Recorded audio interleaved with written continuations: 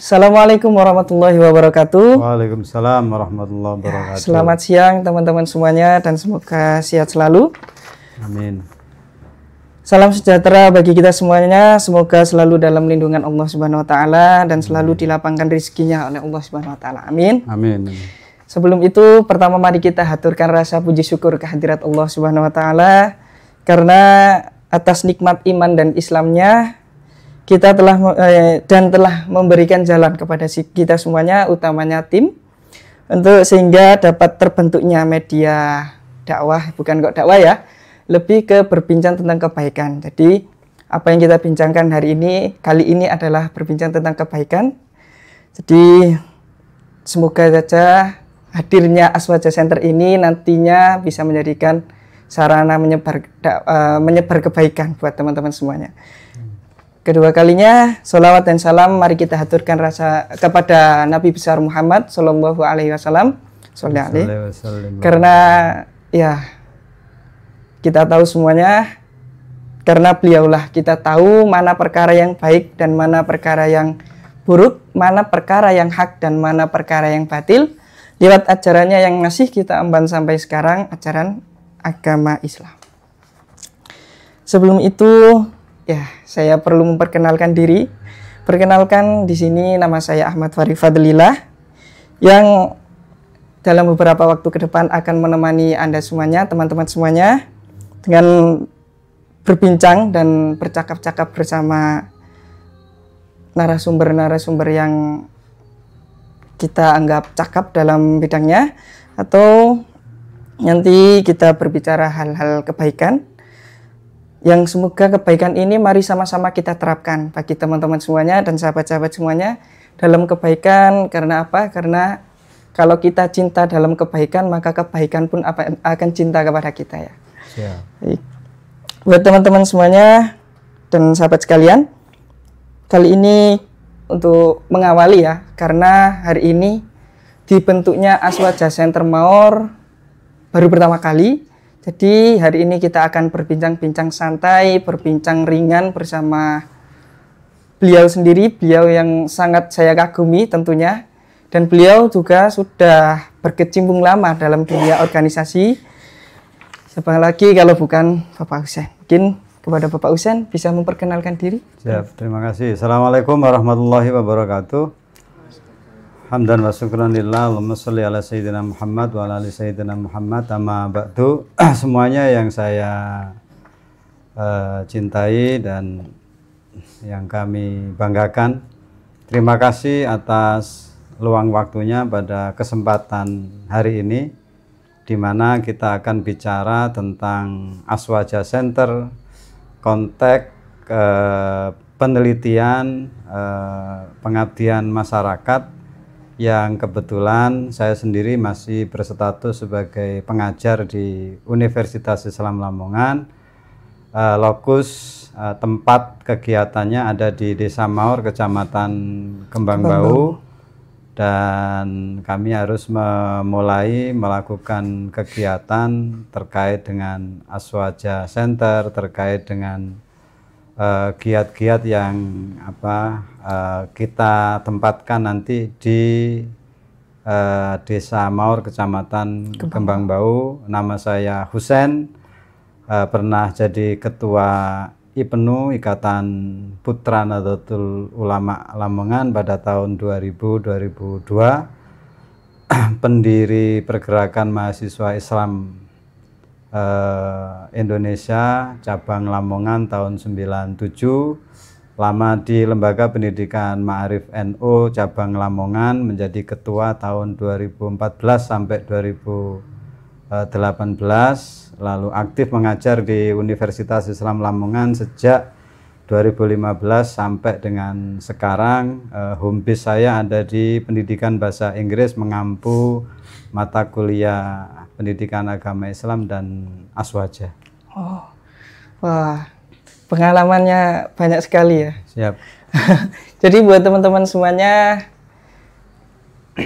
mari ya belajar sama-sama, karena kan ya kita tahu sendiri bahwa pengalaman beliau dalam dunia organisasi ini ya tidak bisa diragukan lagi. Apalagi yang telah beliau tadi jabarkan, mulai dari pendiri Pergerakan Mahasiswa Islam Indonesia cabang Lamongan sendiri, terus ketua LP Ma'arif juga, dan lain-lain. Jadi mungkin kita bisa ngobrol santai dengan beliau, berbincang-bincang tentang kebaikan juga. Jadi sebelum itu buat teman-teman dan sahabat semuanya, jangan lupa di like, share, dan ya bagikan ke teman-teman dan kerabat terdekatnya. Mohon ya kita tonton bersama-sama lah. Di sini kita belajar.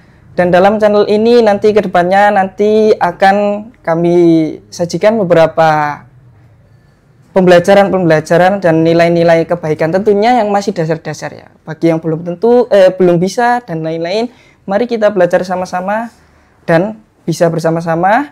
Apalagi dalam hal kebaikan, mari kita terapkan. Pada tema kali ini ya ini tentang ke-NU-an dan keaswajaan lah sebagai dasar saja. Nanti akan diterangkan oleh beliau. Sebelum itu Pak, siap.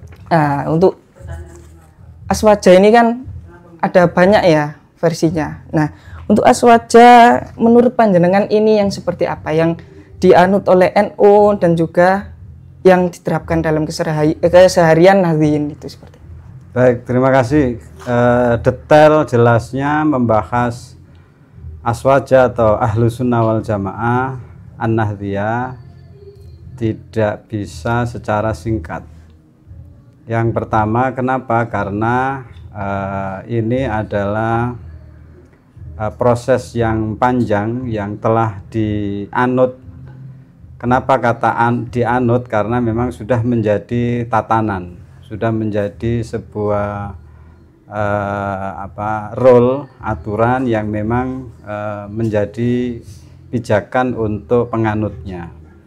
Namun sebelum bicara tentang aswaja itu sendiri, pada saat kesempatan yang lain nanti kita juga akan menghadirkan para praktisi-praktisi yang ada di sekitaran kita Lamongan, baik kalangan kampus maupun di masyarakat, untuk secara detail bicara tentang Ahlus Sunnah wal Jamaah An-Nahdliyah itu bagi beliau-beliaunya ini kayak apa. Setahu saya, pengalaman saya, yang pertama, Ahlus Sunnah wal Jamaah adalah bagian dari aliran yang berkembang di Islam dari pasca para sahabat, lalu diungkap kembali, diangkat kembali, dikaji kembali oleh generasi-generasi setelah Khulafaur Rasyidin, karena di sana adalah kaitannya dengan ada konteks politik, ada konteks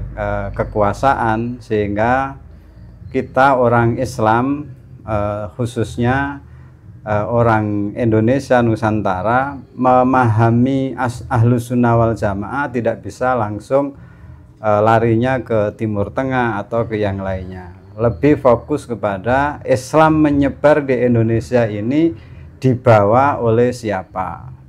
Nah, ketika yang membawa itu adalah Ahlus Sunnah wal Jamaah, yang bagian dari pemahaman keagamaannya, maka kita menjadi Ahlus Sunnah wal Jamaah. Seandainya yang datang ke Nusantara ini bukan ulama-ulama Ahlus Sunnah wal Jamaah, ya kita belum tentu bisa bicara tentang Ahlus Sunnah wal Jamaah. Tapi di luaran itu yang perlu dipahami oleh adik-adik generasi muda kita yang ada di Maor, di Kembangbau, Kecamatan Kembangbau, Kabupaten Lamongan, lalu menjadi Ahlus Sunnah wal Jamaah itu dilatar belakangi oleh apa? Oleh lingkungan kita sendiri, termasuk kita masyarakat berdomisili di sebuah desa Maor, Kembangbau itu ternyata masyarakatnya adalah semuanya beragama Islam. Islam yang dianut alirannya adalah, atau pemahaman keagamaannya adalah Ahlus Sunnah wal Jamaah. Ahlus Sunnah wal Jamaah yang bagaimana? Ahlus Sunnah wal Jamaah atau aswaja yang dikembangkan oleh Nahdlatul Ulama.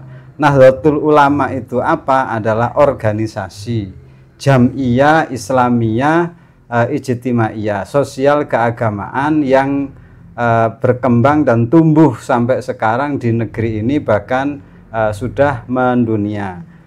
Itu yang paling prinsip. Lalu yang harus diingat tentang NU atau Nahdlatul Ulama adalah organisasi.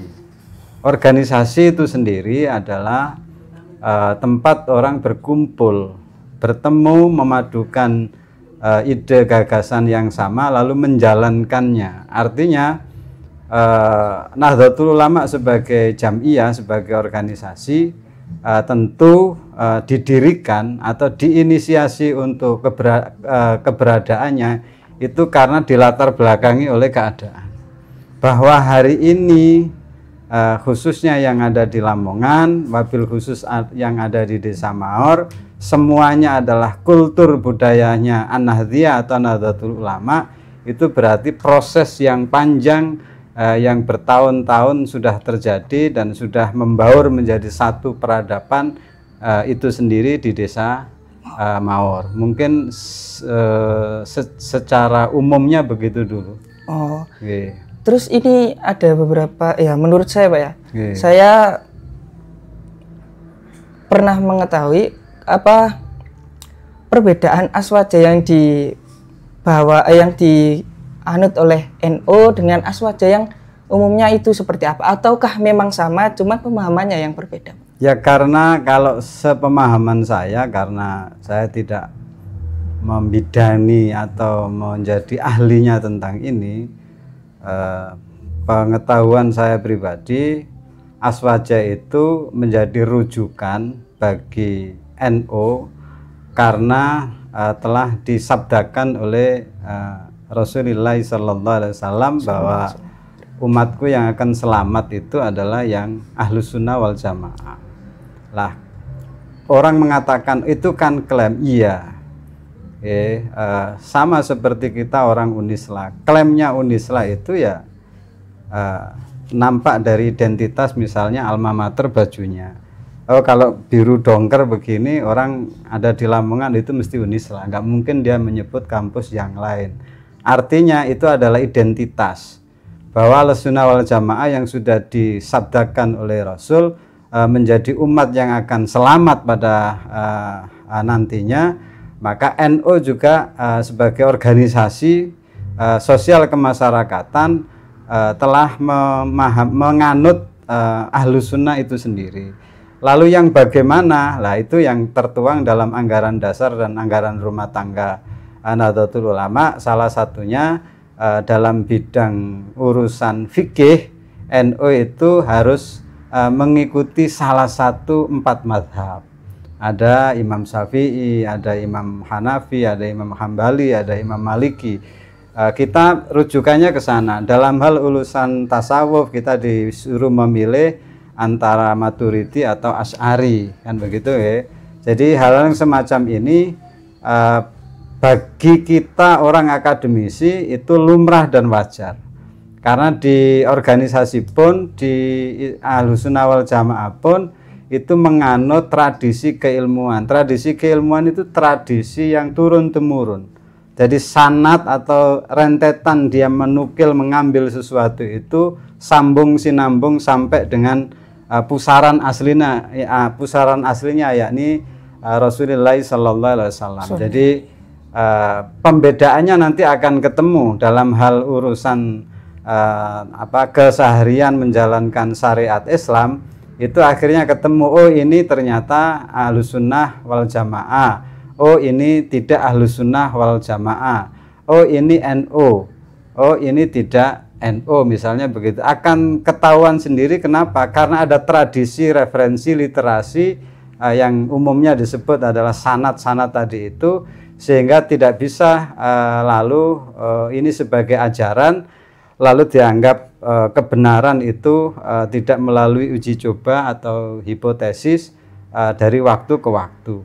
Itu pemahaman logika awal kita bicara tentang Ahlus Sunnah yang bagaimana, NU yang menganut Ahlus Sunnah yang bagaimana. Masyarakat harus diketahui, nggak bisa lalu terus dianggap NU itu begini, nanti dulu. Karena apa? Karena ini bicara tentang keseharian masyarakat dalam menjalankan syariat agama Islam. Nanti akan tahu sendiri ternyata yang saya lakukan adalah Ahlus Sunnah wal Jamaah. Tapi bicara tentang referensi literasi keilmuan Ahlus Sunnah wal Jamaah, memang itu bidang tersendiri, dan banyak kader-kader di NU, baik kalangan pesantren, kalangan akademisi yang sudah tampil di media sosial bicara tentang Ahlus Sunnah wal Jamaah dan NU itu sendiri. Oh, seperti itu. Siap. Bertambah lagi pengetahuan saya. Ternyata salah satunya yang menurut saya kalau ilmu itu harus bersanad, Pak ya. Iya. Yang dianut oleh NU, aswajanya itu adalah aswaja yang sudah bersanad insya Allah. Jadi sanadnya insya Allah sudah mulai dari guru-gurunya sampai guru-guru dan ila akhir sampai Rasulullah sallallahu alaihi wasallam. Nah, itu pemahaman tentang sedikit pemahaman ya buat teman-teman yang mungkin belum tahu atau masih belajar. Saya pun sama ya, masih belajar bagaimana aswaja itu, apalagi kita yang mayoritas di Indonesia adalah bukan mayoritas ya, cuman kebanyakan kita itu NU lah. NU menganut juga aswaja, meskipun banyaknya paham-paham aswaja. Tapi kita setidaknya harus tahulah organisasi yang kita anut itu seperti apa, aswaja yang kita anut itu juga seperti apa. Bahwa aswaja yang kita anut adalah seperti kata Bapak Husain tadi, aswaja itu yang kita anut adalah yang harus bersambung sampai Rasulullah. Jadi memang dulu masyayikh dan guru-guru juga pernah guru ke sini sampai Rasulullah Shallallahu Alaihi Wasallam. Nah, buat teman-teman dan sahabat semuanya, kali ini kita tidak hanya membahas keaswajan dan NU juga, tapi kita akan membahas beberapa hal-hal yang toleran. Salah satunya tentang Pancasila, apa itu Aswaja Center, mungkin tadi belum dijelaskan ya. Bagaimana apa sih Aswaja Center itu? Nanti kita belajar sama-sama. Dan juga toleransi, karena toleransi ini banyak juga versinya. Tapi yang kita garis bawahi di sini adalah toleransi yang harus kita terapkan dalam keseharian. Apalagi buat teman-teman yang aktif berorganisasi, entah itu organisasi keagamaan, organisasi kemasyarakatan, sosial, dan apalagi pencaksilat dan lain-lain. Karena perlunya toleransi dalam berorganisasi itu diharuskan. Apalagi dalam dunia pencaksilat nih, buat teman-teman harus banget ya Pak, toleransi itu Pak. Karena banyaknya ada ketidaktoleransian, maka kericuan dan lain-lain.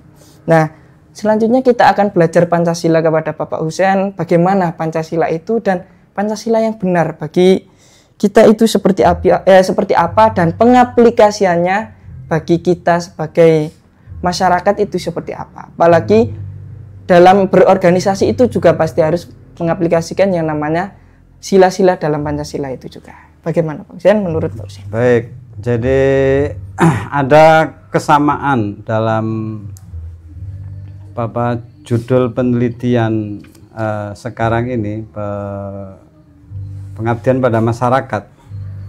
Yang pertama adalah tentang Ahlus Sunnah wal Jamaah. Yang kedua adalah tentang Pancasila. Dua angle pokok ini bagi saya pribadi, saya bersyukur betul mengenal NU, Ahlus Sunnah wal Jamaah. Terus sebagai orang Indonesia yang mengenal Pancasila, itu wajib kita syukuri, itu nikmat karunia yang harus bersama kita gaungkan, bahwa kita sebagai orang Ahlus Sunnah yang hidup di negeri Indonesia berdasarkan Pancasila. Kenapa? Karena aswaja itu yang saya katakan di awal tadi, kalau aswaja dalam konteks amalia ya mengikuti tradisi yang sudah ada, apalagi di NU pakemnya sudah ada, kitab-kitabnya juga ada, tata cara untuk melakukan ini itu semuanya sudah ada referensinya. Tapi ketika Ahlus Sunnah wal Jamaah sebagai manhaj al-fikr, sebagai landasan berpikir, ini dinamis. Ini angle yang nanti pada saatnya harus diingat oleh teman-teman ketika membahas Aswaja Center di Desa Maur. Yang kedua, Pancasila. Pancasila sebagai dasar negara final di negeri ini sampai dengan hari ini adalah final. Pancasila itu final. Tapi Pancasila sebagai ideologi berpikir itu harus disesuaikan dengan zaman, dikembangkan sesuai dengan keadaan. Kenapa?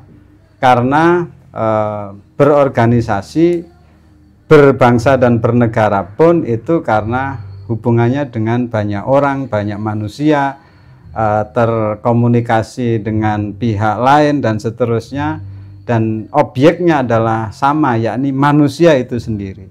Artinya kalau kita sebagai orang Indonesia bicara Pancasila, kalau sebagai dasar negara selesai, dalam artian seluruh produk kebijakan undang-undang yang berlaku dan mau akan diberlakukan di negeri ini, dasarnya harus bersumber kepada Pancasila.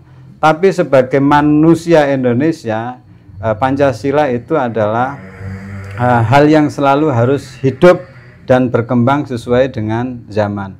Ketika ditanya Pancasila itu apa, ya yang namanya Pancalima, sila ya adalah aturan atau perilaku yang harus dijalani di negeri ini. Dan itu sudah final oleh para pendiri bangsa, founding fathers kita, sebagai dasar negara. Salah satunya yang menggagas, yang memberikan poin-poin penting pemikiran tentang Pancasila adalah Bapak Insinyur Haji Soekarno, atau panggilan akrabnya adalah Bung Karno. Itu tertuang pada saat beliaunya memaparkan tentang persiapan kemerdekaan oleh BPUPK. Saat itu pada 1 Juni Bung Karno menyampaikan, jika negara ini, pertanyaan BPUPK itu, jika negara ini merdeka, negara ini bentuknya kayak apa? Nah, di situ banyak tokoh, banyak keterwakilan menyampaikan konsep tentang bernegara. Lalu muncullah ide-ide dari Bung Karno yang akhirnya menjadi kesepakatan bersama oleh Badan Persiapan Kemerdekaan itu, yang diistilahkan dengan Pancasila itu sendiri. Detailnya nanti kita bisa ulas kembali bagaimana Pancasila dulu dirumuskan oleh para pendiri bangsa dan hari ini harus terapannya kayak apa. Jadi gambaran umumnya adalah tata aturan berhidup secara kenegaraan di negeri ini, itu menjadi pondasi utama seluruh bangsa Indonesia. Ini saya juga kok terbesit ya Pak. Sebelum itu buat teman-teman semuanya, seperti sebelumnya saya bahas dulu. Ini judulnya kan keainuan dan keaswajan. Kenapa kok kita membahas Pancasila, Swastiastu, toleransi dan pencaksilat? Itu kenapa? Karena ini juga sesuai dengan, ya sepertinya masuk juga kan ya, masuk dalam ke-NU-an, bagaimana Pancasila itu diterapkan oleh NU, bagaimana menjadi seorang anggota yang baik. Nah, ini saya muncul pertanyaan baru mungkin sedikit Pak. Pancasila yang harus diterapkan oleh seorang, ya orang yang berorganisasi nih Pak ya. Kadang kan ada orang yang berorganisasi, apalagi organisasinya yang ya pengennya Indonesia itu harus seperti ini, harus sesuai dengan keinginannya dan lain, dan tidak terlalu dan tidak menerapkan nilai-nilai Pancasila dalam berorganisasi, apalagi dalam organisasinya itu sepertinya menurut panjenengan seperti iya, jadi NU sebagai organisasi sosial keagamaan kemasyarakatan tertuang dalam anggaran dasarnya bahwa asas organisasi Nahdlatul Ulama adalah Pancasila, clear. Dan yang pertama kali organisasi di negeri ini saat itu yang menerima asas tunggal Pancasila adalah Nahdlatul Ulama. Jadi kalau bicara NU, Aswaja, Ahlussunnah wal Jamaah, Nahdliyah dan Pancasila, ini ya bicara diri kita sendiri. Ilustrasinya ya ada pada kita itu sendiri, baik sebagai person maupun sebagai kader pengurus di organisasi NU. Jadi kalau mengulas tentang Pancasila bagi orang NU, ya cerminannya ya harus kita ini orang NU itu. Jadi malah kalau dijadikan guyon atau anekdot, PBNO itu ya 4 pilar negara kita. Yang P pertama adalah Pancasila, B itu adalah Bhinneka Tunggal Ika, N itu adalah NKRI, O adalah Undang-Undang Dasar 1945. Oh, baru tahu. Orang mau melesetkan, mau kebetulan, mau apa, yang namanya PBNO itu ya pilar bangsa ini, yaitu cerminan. Jadi cerminan. Ya, kalau mau mengklaim, tapi ini versi saya pribadi. Jadi kalau ngomong klaim-klaiman secara pribadi, kalau orang NU mesti nasionalis, mesti Pancasilais. Kenapa? Ya, secara aturan yang menerima asas tunggal Pancasila NU. Dan bukan itu persoalan dianggap. Ini soal sejarah nanti, biar adik-adik kita juga paham. Paling NU ikut-ikutan. Boleh. Tapi harus diingat, ketika ngomong itu diputuskan kapan? Pada saat muktamar. Muktamar itu dihadiri oleh utusan-utusan seluruh Indonesia. Dan kami yakin yang hadir itu adalah para tokoh, para ulama, para pakar yang hadir lalu menerima sebagai asas tunggal, Pancasila sebagai asas tunggal, walaupun yang menyodorkan ini adalah Yai Ahmad Siddiq dari Jember, tapi logika muktamirin saat itu menerima. Ini kepentingan lah, lagi-lagi bicara ngomong NU, ngomong Pancasila adalah ngomong kepentingan manusia-manusia yang hidup yang ada di negeri ini. Akhirnya mempertimbangkan urusan kepentingan bersama, kehidupan berbangsa dan bernegara, Pancasila oleh para muktamirin menerima sebagai asas tunggalnya.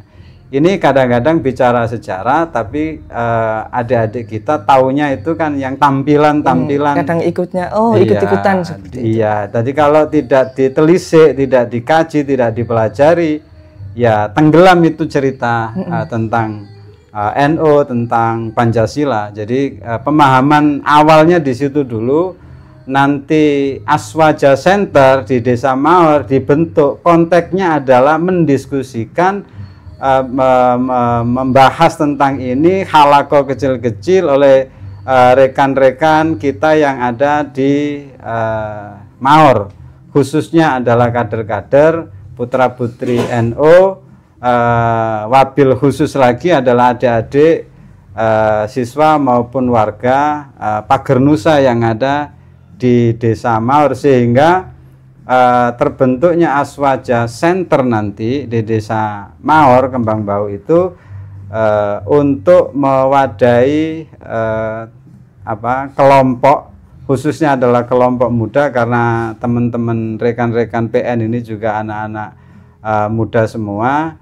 Dan ketika terkumpul dalam sebuah kelembagaan yang namanya Aswaja Center, itu bicara tentang sejarah, bicara tentang tata aturan, bicara tentang keilmuan.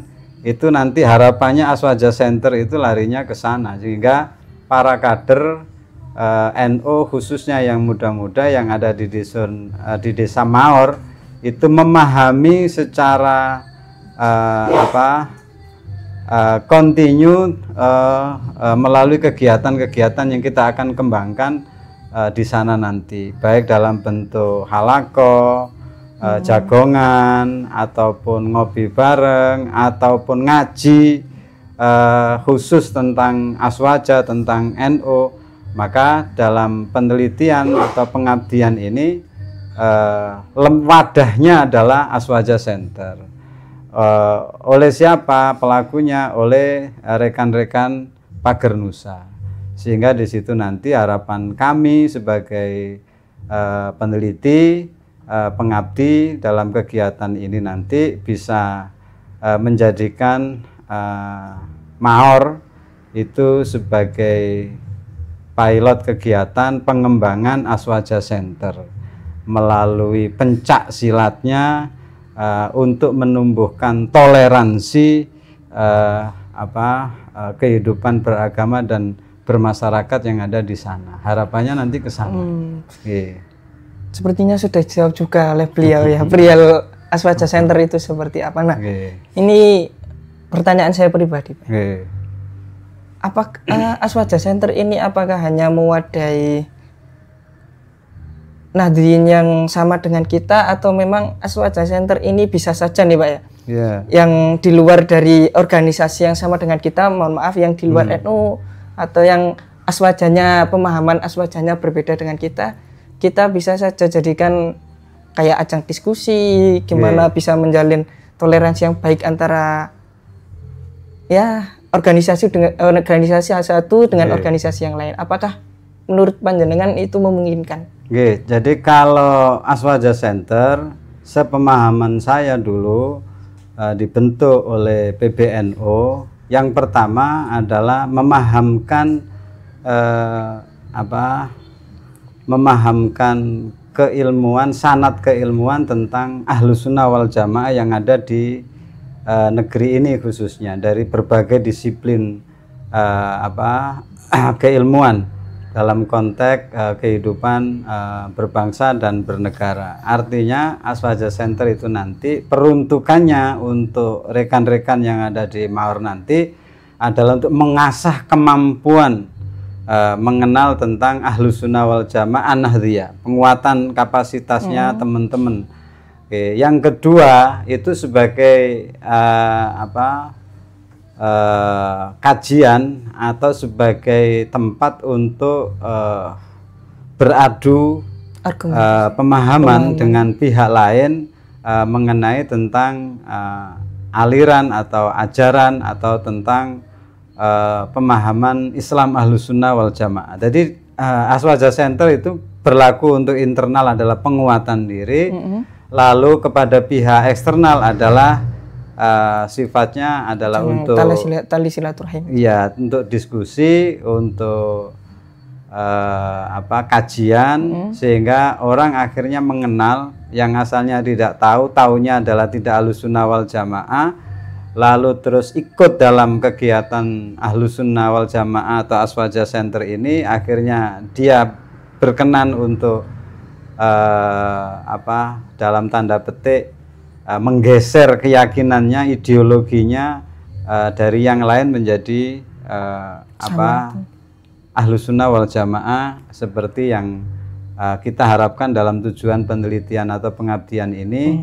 Orang semakin paham tentang Ahlus Sunnah wal Jamaah. Jadi sekali lagi untuk para kader NU di Desa Mahor, khususnya rekan-rekan Pager Nusa, itu harus kuat dalam sisi pemahaman Islam Ahlus Sunnah wal Jamaah Nahdliyah, karena adik-adik rekan-rekan di sana saya lihat usianya masih usia banyak yang pelajar, ada yang SMP, Sanawiyah, ada yang Aliyah, SMA, SMK. Saya yakin nanti pada saatnya ada yang harus studi lanjutan ke S1 ke luar kota. Nah, di sanalah baru terukur adik-adik kita itu seberapa dia mampu bertahan menganut keyakinan Islam Ahlus Sunnah wal Jamaah.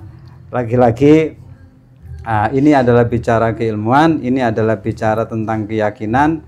Maka Aswaja Center itu bagian dari rangkaian memahamkan seseorang itu tentang ajaran yang benar, ajaran yang sesuai dengan yang dianjurkan, yang ditetapkan oleh Nabi Muhammad SAW. Kekinian itu loh. Yang penting itu kekiniannya itu. Kadang anak muda itu kalau belajar apalagi tentang keilmuan itu kan kadang kalau nggak kayak kuning banget gitu, kadang kan males gitu. Ya nanti kalau pengabdian ini atau penelitian ini nanti kita pola pendekatannya seperti umumnya yang ada di sana itu, orang mau mengenal Ahlus Sunnah wal Jamaah Nahdliyah itu dengan cara yang bagaimana. Tapi saya yakin, seyakin-yakinnya, ini yang saya rasakan pribadi, sekali lagi,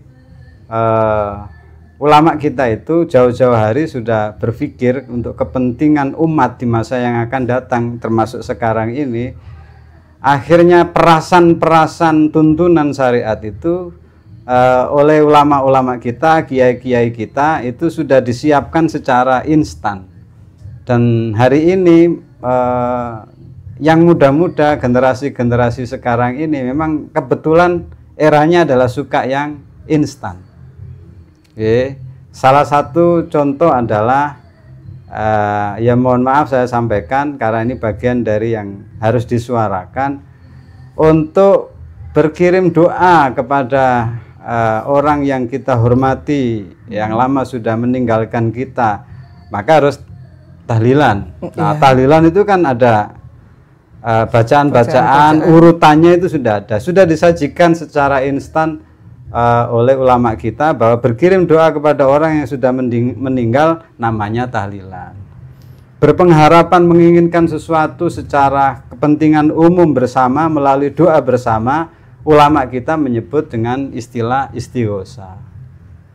Kangen dengan Kanjeng Nabi, lalu kita dengan cara apa harus berkomunikasi secara batin, maka kita diminta untuk dhibaan. Itu istilah-istilah dhibaan, tahlilan, manakipan, itu istilah-istilah instan, tapi di situ sudah ada petunjuk teknisnya, alurnya. Kalau mau istighosa yang dibaca pertama apa, ditutup dengan apa, tahlilan yang dibaca apa, ditutup dengan apa. Ini hari ini sangat sesuai dengan keadaan, sampai dengan ya mohon maaf sekali lagi tidak mancing-mancing urusan yang menyinggung. Misalnya begini, sekarang zamannya zaman selfie misalnya. Kalau orang ambil angle misalnya di bulan Ramadan, selfie-nya si teman-teman kita, kalau orang NU karena doa itu harus mengangkat kedua tangan ini, ya dengan angle kita begini lalu di-share di medsosnya, orang publik tahu, itu mesti berdoa. Nggak mungkin ada orang tanya, itu foto apa sih? Ini mangan kopi gitu. Enggak, orang udah tahu kalau begini doa. Ketika misalnya, kalau takbiratul ihram dalam sholat itu harus begini misalnya, kita cukup pemenuhan konten di medsos kita begini aja orang tahu itu pasti sholat. Mesti begitulah. Artinya itu sajian-sajian yang hari ini terbukti oleh ulama-ulama kita yang terdahulu menyiapkan itu semua untuk generasi-generasi sekarang, baik termasuk kepentingan untuk pemenuhan kontennya adik-adik di medsosnya itu. Salah satunya begitu. Sehingga jangan kaget ketika dalam keseharian kita orang Indonesia, kita orang Jawa Timur, khususnya Lamongan, ketika medsosnya di masa-masa kemarin itu dipenuhi dengan aktivitas-aktivitas ritual-ritual oleh generasi-generasi Nahdien, ya dengan pola-pola tadi itu, misalnya menghadiri sholawatan, menghadiri istighosahan, ikut dalam dhibaan, rotiban, majelisan dan seterusnya itu. Ya kenapa? Karena sudah menjadi kultur budaya bersama. Dalam satu sisi itu adalah amalia ajaran, dalam satu sisi ya memang ya mohon maaf kepentingan media sosial ya buat konten tadi itu lah. Aswaja Center itu nanti juga harus mengakomodir semacam itu. Salah satunya medianya nanti adalah media sosial yang disiapkan oleh tim, sehingga ketika adik-adik teman-teman Pagar Nusa, kader-kader NU yang ada di Desa Maor bisa memanfaatkan ini sebagai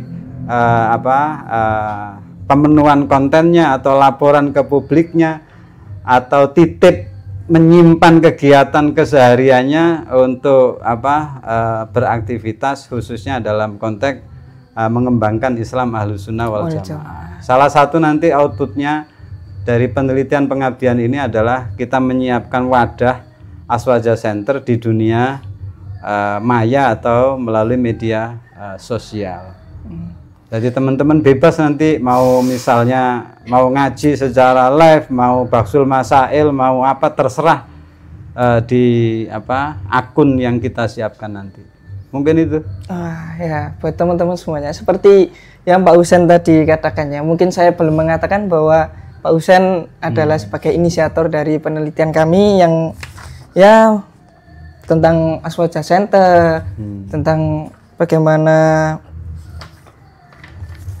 Aswaja Center itu ya tentang penguatan ahlu sunnah wal jamaahnya itu bagi Nahdien, bagi penerapan nilai Pancasilanya, dan juga contoh yang pokoknya ya mempererat dari tali silaturahim, toleransi antar organisasi, dan apalagi untuk yang pencaksilat. Nah, berbincang tentang organisasi ini sepertinya nggak akan ada habisnya. Cuman ada buat teman-teman nih, buat pesan buat teman-teman yang ini yang agak fenomena sekarang ini, Pak, ya.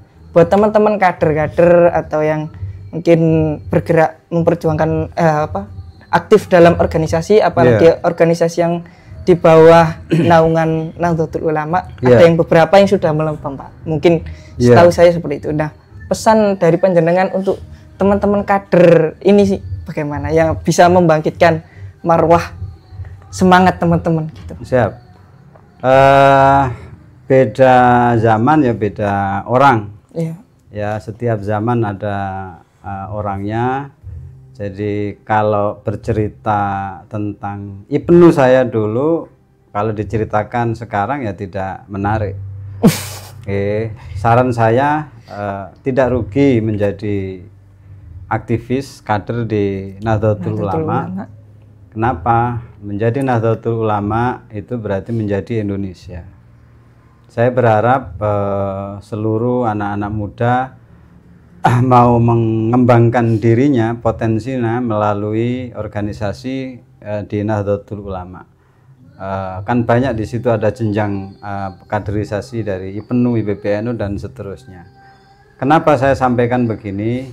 Ini bagian dari ajakan supaya negeri ini tetap terjaga.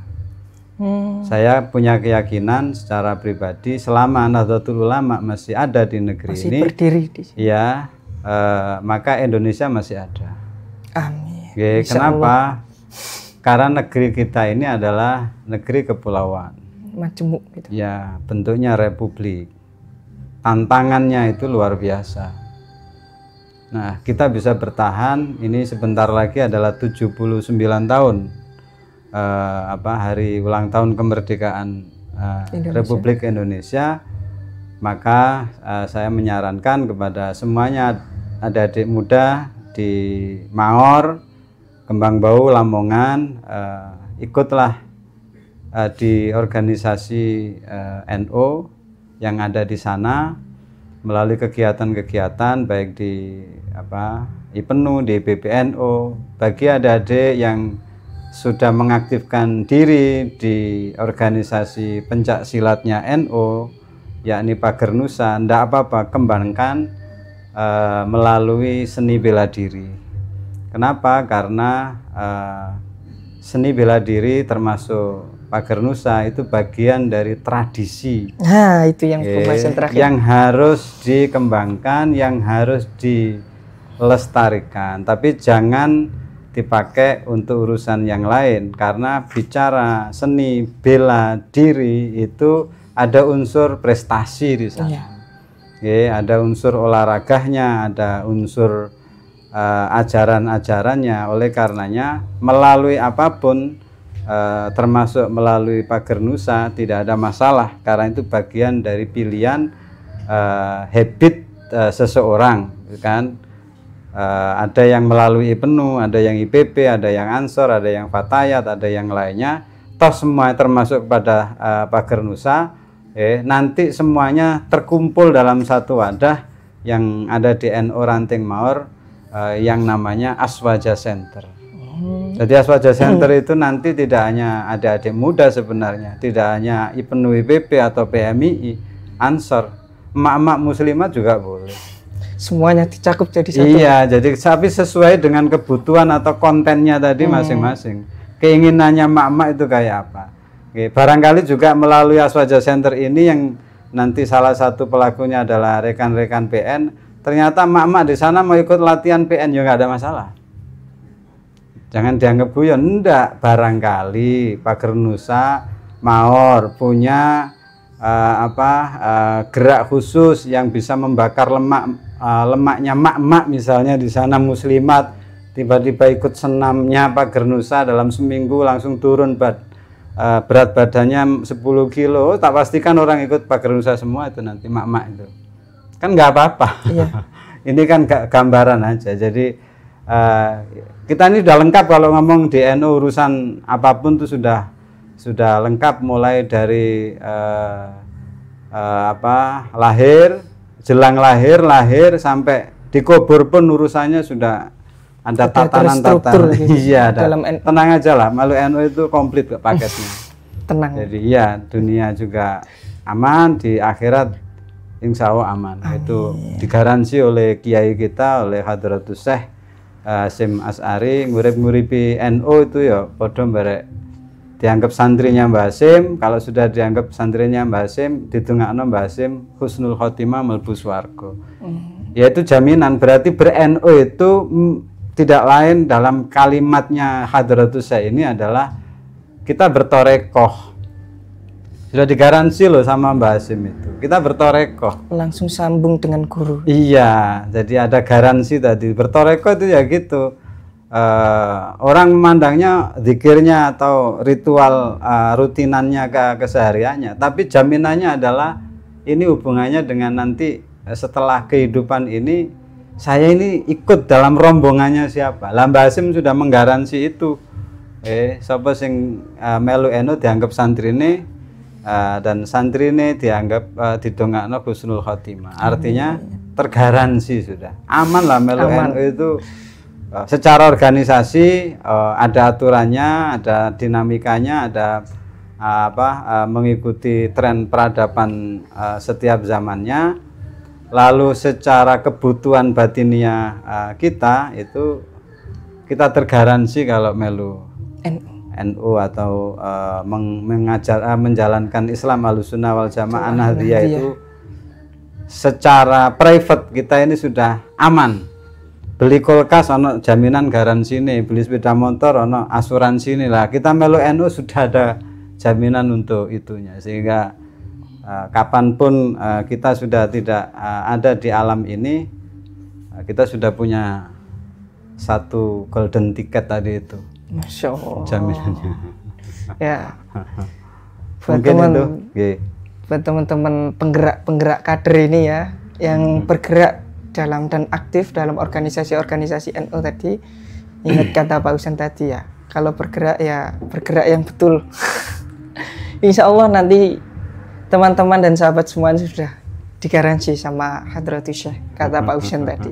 Jadi bergerak yang serius, niatlah lillahi ta'ala untuk memperjuangkan agama Allah, dan untuk bergerak dalam NU juga tidak usah khawatir. Niatlah bergerak, menggerakkan, niatlah menghidupkan, bukan kok niat numpang hidup. Nah, kalau saya mengambilnya itu seperti itu. Buat teman-teman juga tetap semangat. Sepertinya pembahasan kali ini tidak terasa sudah lama, Pak.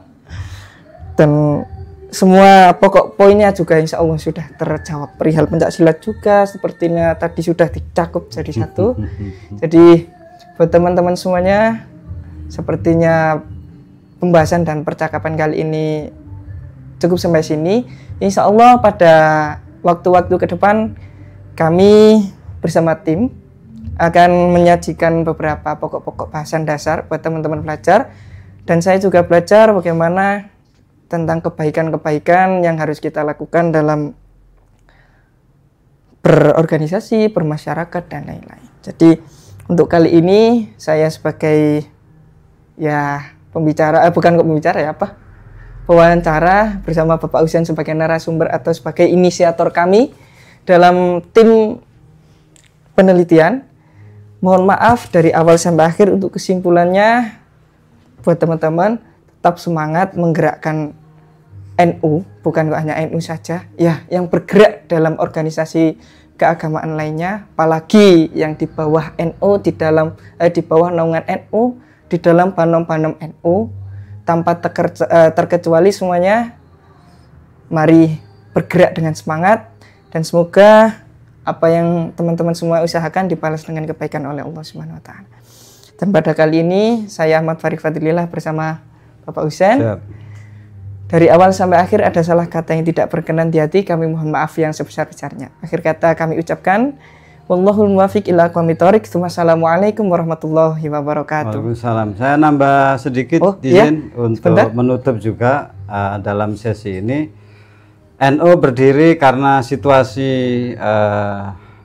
bangsa saat itu menghadapi penjajahan.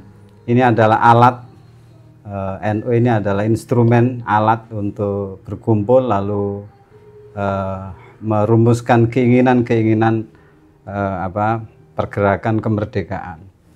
Nah, makanya ketika tadi bicara di situ ada Pager Nusa atau banom-banom badan otonom yang lainnya, pencak silat di negeri ini juga puluhan, banyak jumlahnya bahkan ratusan. Itu juga tumbuh kembangnya seni bela diri pencak silat saat itu juga konteksnya adalah pada masa-masa pergerakan kemerdekaan. Jadi artinya kalau kita bicara kesejarahan baik secara NU-nya atau pencak silatnya, ini adalah konteks bagaimana dulu sebagai bangsa Indonesia yang terjajah lalu ingin memerdekakan diri, lalu berkumpul, ada yang sukanya bela diri, pencak silat, memahami di situ, menguasai di situ untuk mempertahankan